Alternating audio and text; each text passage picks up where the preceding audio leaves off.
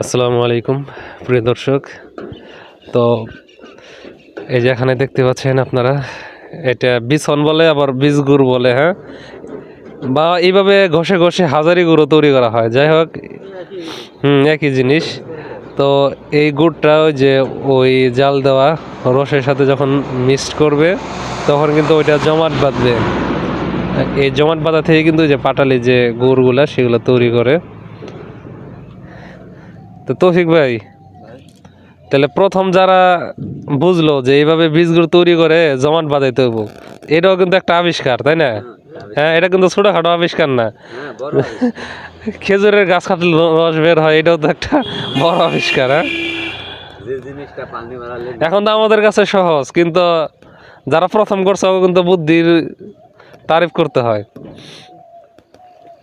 যে তৈরি করা হইতেছে বীজ গুড়, দেখেন এটা কিন্তু খেতে খুবই মজা।